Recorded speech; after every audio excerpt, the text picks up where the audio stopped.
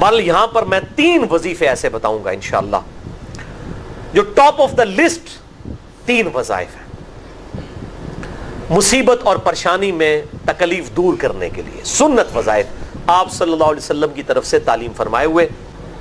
پہلا وظیفہ ہے یہ لا الہ الا انت سبحانک انی کنت من الظالمین کا۔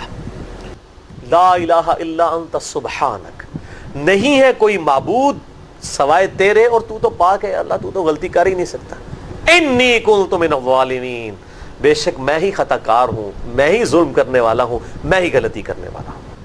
جامعہ ترمذی میں انٹرنیشنل نمبر کے مطابق 3505، مشکات میں 2292 نمبر یہ حدیث ہے، اور قرآن حکیم میں تو ہم پڑھ چکے ہیں سورۃ الانبیاء آیت نمبر 87 اور 88 میں آپ صلی اللہ علیہ وسلم نے ارشاد فرمایا کہ یونس علیہ السلام نے مچھلی کے پیٹ میں اپنے رب کو ان الفاظ کے ساتھ پکارا تھا، لا الہ الا انت سبحانک انی کنت من الظالمین۔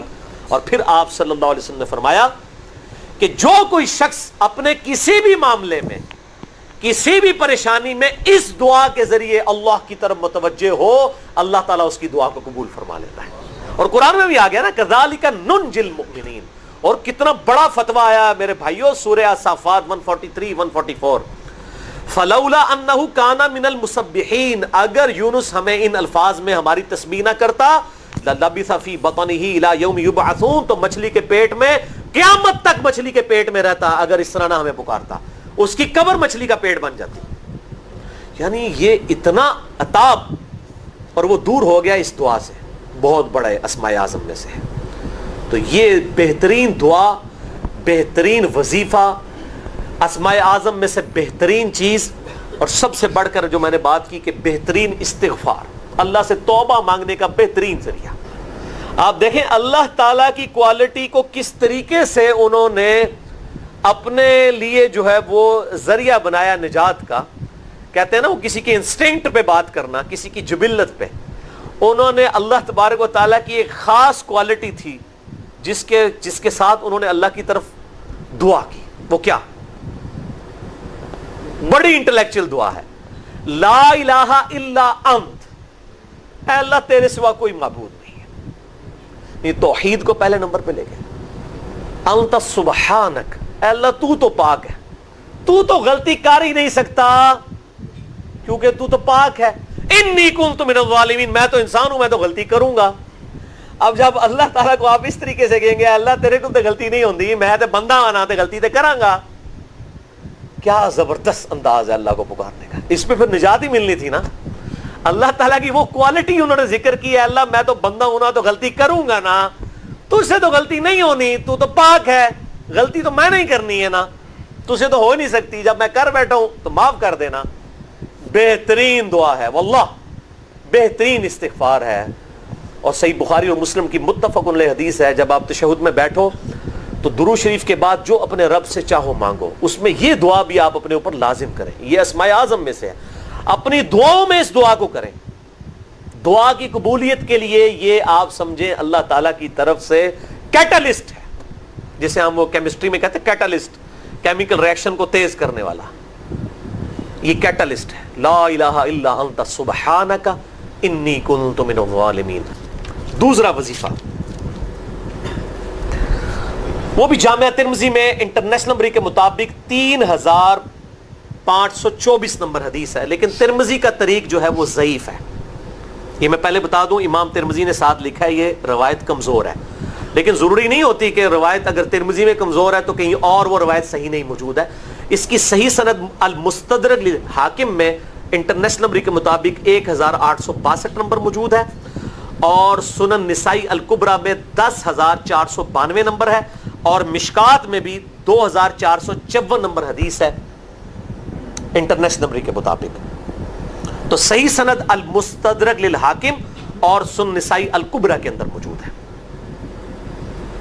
اور وہ وظیفہ ہے انس ابن مالک کہتے ہیں اور سعد ابن ابی وقاص کہتے ہیں رضی اللہ تعالی عنہما وعلیہم السلام، کہ آپ صلی اللہ علیہ وسلم کو جب کبھی کوئی تکلیف یا پریشانی پہنچتی تو آپ صلی اللہ علیہ وآلہ وسلم ہمیشہ ان الفاظ میں اپنے رب کو پکارا کرتے ہیں۔ یا حی یا قیوم برحمتک استغیث، اے خود سے زندہ ہر چیز کو تھامنے والے، میں تیری رحمت کے ساتھ تیری مدد کا سوال کرتا ہوں۔ استغیث بولیں گے نا الف کے ساتھ، حمزہ کے ساتھ، تو یہ سنگولر کا صیغہ ہوگا، اور اگر ہم بولیں گے نستغیث نون کے ساتھ تو یہ جمع کا صیغہ بن جائے گا۔ کتنی بہترین دعا ہے، اے خود سے زندہ ہر چیز کو تھامنے والے، میں تیری رحمت کے ساتھ تیری مدد کا سوال کرتا ہوں۔ تو یہ بھی اسماء اعظم میں سے ہے۔ بہرحال یہ دوسرا وظیفہ ہو گیا۔ اب تیسرا وظیفہ جو ہے کمال وظیفہ، صحیح بخاری میں موجود ہے، انٹرنیشنل نمبر کے مطابق 4563 نمبر۔ ابن عباس رضی اللہ تعالی عنہما کہتے ہیں وعلیہم السلام، وہ کہتے ہیں کہ سیدنا ابراہیم علیہ السلام کو جب آگ میں پھینک رہے تھے نا، تو ابراہیم علیہ السلام نے اس وقت کہا تھا حسبنا اللہ ونعم الوکیل، ہم نے اللہ ہی پر بھروسہ کیا اور وہی بہتر کارساز ہے۔ اور تمہارے نبی صلی اللہ علیہ وسلم کو بھی جب مصیبت اور پریشانی آتی تھی وہ بھی پڑھا کرتے تھے حسبنا اللہ ونعم الوکیل، ہم نے اللہ ہی پر بھروسہ کیا اور وہی بہتر کارساز ہے۔ اس کے اندر وہ شعر جو بنا دیا نا، نعم المولا و نعم النصیر، ویسے الگ سے آیت ہے، الگ سے آیت ہے، لیکن یہ شعر نہیں بنانا، بس اتنا ہی وظیفہ ہے، حسبنا اللہ و نعم الوکیل۔ اور یہ جو انہوں نے کہا کہ نبی صلی اللہ علیہ وسلم بھی یہ کہتے تھے، اس کا ذکر الحمدللہ قرآن میں بھی موجود ہے، اس سے بھی بڑھ کر سورہ آل عمران کی 173 نمبر آیت میں ہے کہ جب نبی صلی اللہ علیہ وسلم اور اہل ایمان کو یہ خبر پہنچی کہ کافر ان کے خلاف سازشیں کر رہے ہیں، تو نبی اور اہل ایمان نے پکارا حسبنا اللہ و نعم الوکیل۔ تو حسبنا اللہ و نعم الوکیل قرآن کی آیت بھی ہے، اور یہ ہے وہ آیت، وظیفہ قرآن میں آیا ہوا ہے، یہ آل عمران 173 اور صحیح بخاری 4563۔ اور مجھے بڑا وجد آیا کہ ابراہیم علیہ السلام کو جب آگ میں پھینکنے لگے تھے، انہوں نے اس وقت اللہ کو ان الفاظ کے ساتھ پکارا حسبنا اللہ و نعم الوکیل۔ اچھا، یہ جتنے بھی وظیفے ہیں نا میرے بھائیوں، ان کا فائدہ اسی وقت ہے جب آپ کو ترجمہ بھی ان کا آتا ہوگا، ورنہ آپ روزانہ جتنی مرضی تسبیحیں کھینچتے رہے کوئی فرق نہیں پڑے گا۔ اس لیے میرا ایک پرسنل مشورہ ہے کہ جب بھی یہ وظیفے پڑھیں نا آپ، اردو ترجمہ بے شک آتا بھی ہونا، ایک دفعہ اپنی زبان میں اس کو ریپیٹ کریں، یعنی آپ پڑھیں حسبنا اللہ و نعم الوکیل، میں نے اللہ ہی پر بھروسہ کیا اور وہی بہتر کارساز ہے۔ آپ دیکھیں یہ صوت القرآن چینل میں جب وہ عربی چل رہی ہوتی ہے، جیسے ہی وہ مراج الدین خان کا ترجمہ شروع ہوتا ہے نا، کیسے کب کبھی طاری ہو جاتی ہے، کیونکہ ہماری زبان میں بات ہو رہی ہوتی ہے نا، عربی ابھی تو نہیں قیام اللیل میں رو رہے ہوتے ہیں، ان کی زبان میں بات ہو رہی ہوتی ہے، اپنی زبان کا اثر ہوتا ہے۔ اسی طریقے سے آپ لا الہ الا انت سبحانک انی کنت من الظالمین، یا حسبنا اللہ و نعم الوکیل، یا حی یا قیوم برحمتک استغیث، جو بھی وظیفے پڑھیں نا، ایک دفعہ ان وظیفوں کو جب آپ الگ سے دعا مانگ رہے ہوں، اس وقت اس کو آپ اپنی زبان میں بھی دہرائیں۔ اور اس کے لیے کوئی تسبیح نہیں کھینچنے کی ضرورت کہ آپ نے اتنے 100 دفعہ پڑھنا ہے، تسبیح تو ویسے ٹھیک ہے، وہ آپ استعمال کر سکتے ہیں، لیکن آپ چلتے پھرتے اٹھتے بیٹھتے ہر وقت جس حالت میں بھی، اور صحیح مسلم میں حدیث ہے کہ یہ جو وظائف ہیں ان کے لیے تو کوئی وضو بھی کیا، غسل بھی پروٹوکول نہیں ہے۔ اب عائشہ کہتی ہیں نبی صلی اللہ علیہ وسلم حالت جنابت میں بھی اللہ کو یاد کر لیا کرتے تھے، صحیح مسلم میں حدیث موجود ہے، جنابت والے چیپٹر میں ہر حال میں اللہ کو یاد کرتے تھے۔